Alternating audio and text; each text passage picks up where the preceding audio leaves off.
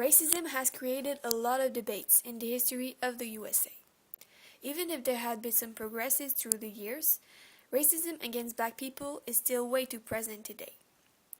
Not only is it seen in society, like in people's ways of thinking, education, and jobs, but also in politics.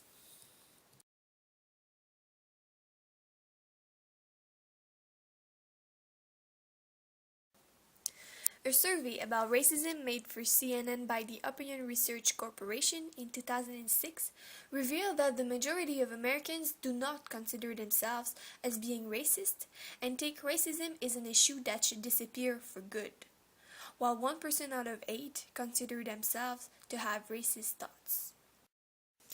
This last statistic may look bad, but the situation is actually worse than that.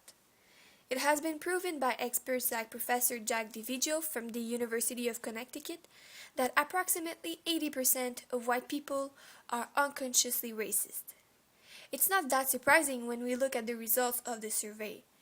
39% of black Americans and only 18% of white Americans think that racism is a very serious problem. According to Professor DiVigio, contemporary racism is not conscious and it's not accompanied by dislike, so it gets expressed in indirect, subtle ways. Therefore, the extension of this school of thought is surely far away in front of us.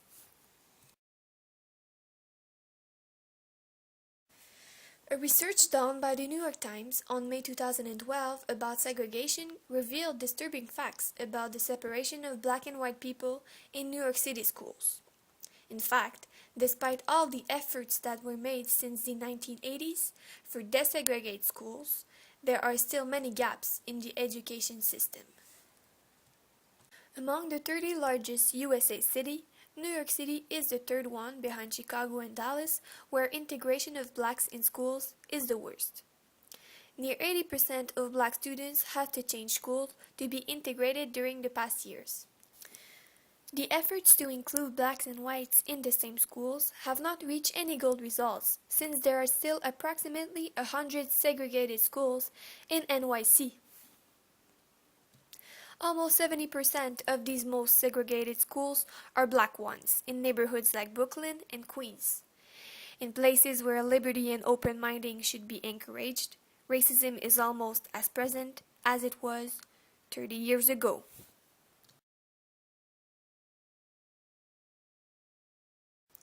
Even if black people are less poor and more educated than before, there are still a lot of them who are unemployed, near twice the number of unemployed whites. And for those who have jobs, they earn a lot less than white people. Those conditions imposed to blacks led to poverty and a lack of health care. There were approximately 9 million black Americans who were considered as being poor in 1997 in the USA. This surely is the reason why black children's deaths increased to reach twice the amount of white ones.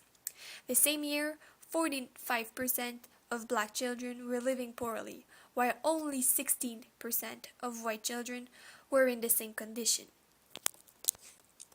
As a study made by the American Journal of Public Health in 2004 confirmed, there are enormous healthcare inequalities between blacks and whites. The results of this research indicated that more than 886,000 deaths could have been prevented from 1991 to 2000 if African Americans had received the same care as whites. Segregation in jobs has also led to a higher level of criminality for black people. Today, there are 4 times more black men in jail than during the apartheid around 1960. Black teens are also more likely to be victims of violence from the police than whites. All those consequences for black caused a large division between social classes.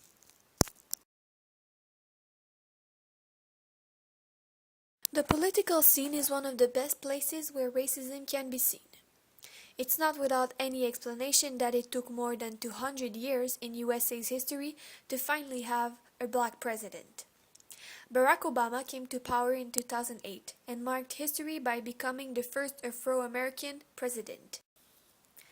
Before he first won his elections, many people thought Obama's chances to be the next president were reduced since he was black.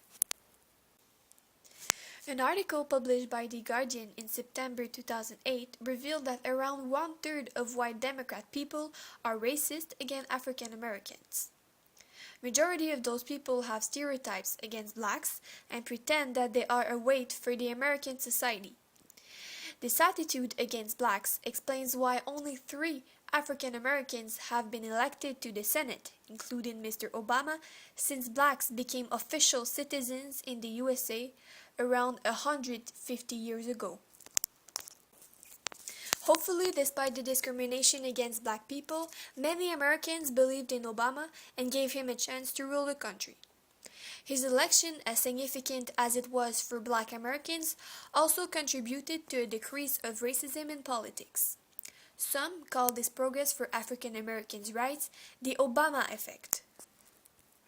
According to Dr. Andra Gillespie, a political science university professor and specialist regarding black politics, Obama's elections partly erased prejudices against blacks and showed that African Americans could succeed in politics as well as white Americans. Dr. Gillespie thinks that gradually, with the next generations, people will get more and more open-minded, and the chances for black people to be elected at the Senate and for president will surely increase.